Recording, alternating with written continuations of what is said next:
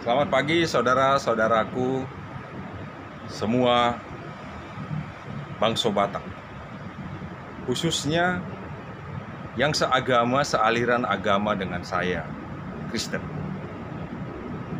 Sejak saya bisa melihat, mendengar, membaca, dan bergereja, umumnya kita, umat Kristen, hanya sebatas terdaftar di buku catatan keanggotaan.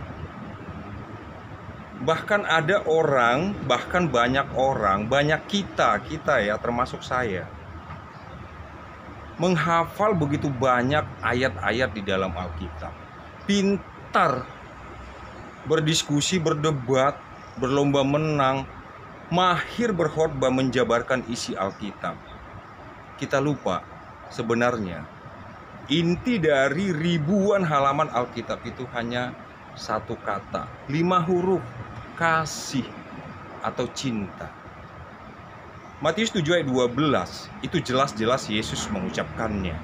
Saya mengangkat 3 ayat dan semua ayat itu adalah ucapan Yesus. Matius 7 ayat 12, Yohanes 13 ayat 35, Lukas 6 ayat 35. Kalau kita mau hanya sekedar menjadi manusia, maka lakukanlah Matius 7 ayat 12.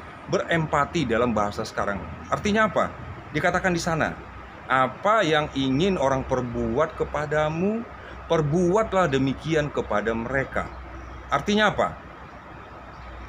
Berempati, tidak menyakiti. Saat kita senang dibagikan senyum oleh orang lain, mari kita tersenyum ke orang lain.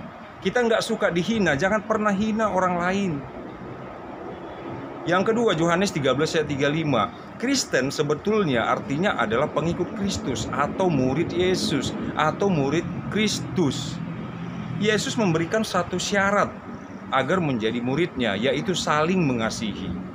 Hendaklah kamu saling mengasihi, dengan demikian kamu adalah muridku. Kamu dikenal orang sebagai Kristen, sebagai murid Yesus. Saling mengasihi.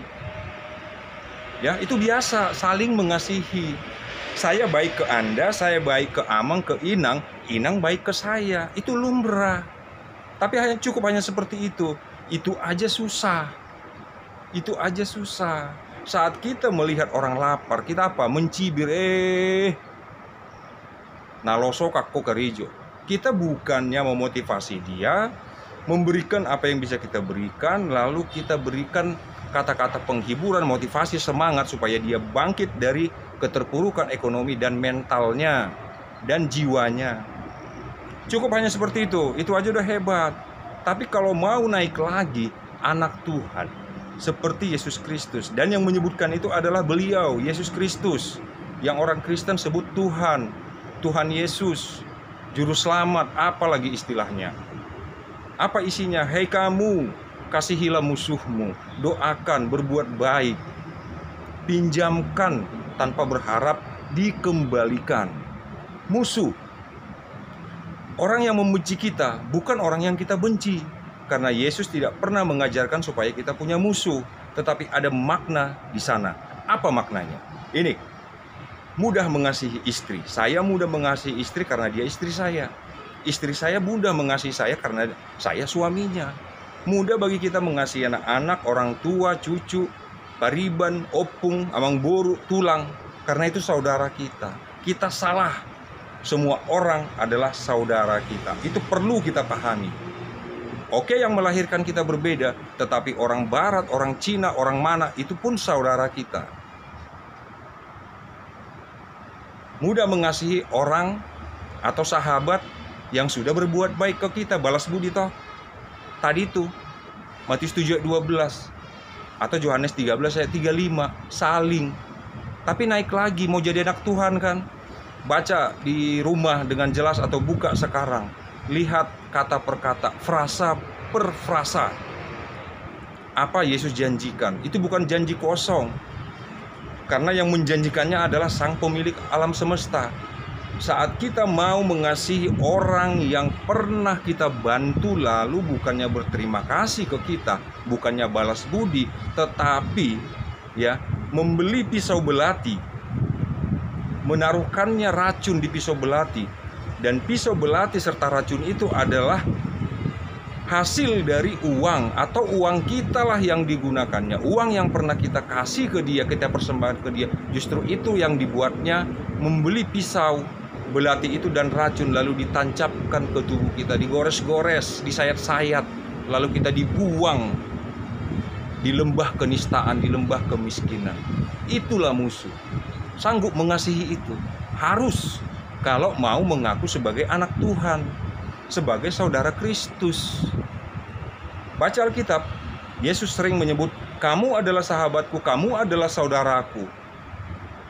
Bapa, izinkan kelak supaya di mana aku berada, mereka berada, di mana mereka berada, aku berada. Itulah persahabatan Yesus. Bukankah ada lagu Kristen yang berkata, Yesus adalah sahabat terindah? Mau jadi sahabat Yesus, tapi hati, pikiran kita ramun, berisi caci maki, hanya berbeda pendapat, hanya berbeda pemahaman Alkitab, langsung kita hajar itu orang, kita bilang si dua jabar, kita bilang penyembah setan, bahkan leluhur kita sebut penyembah begu. Di mana ini otak? Otak kita di mana? Sadar, yuk sadar, supaya jangan datang hukuman alam yang sangat mengerikan dan setan pun tak sanggup mengganggu. Tuhan pun hanya berdiam. Karena apa? Kebejatan kita sudah sampai ke seluruh alam semesta. Ini kita sadari. Naik, berempati, saling mengasihi musuh.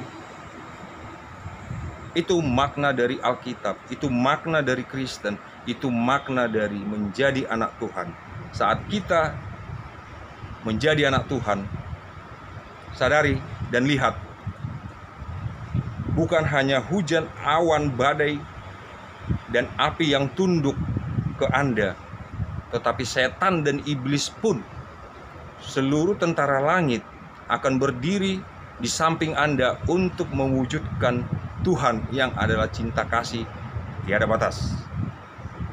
Selamat pagi buat kita semua.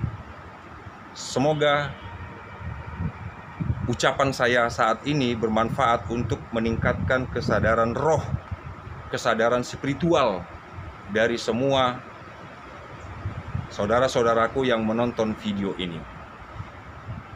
Horas Rahayu Sampurasun, Namaste.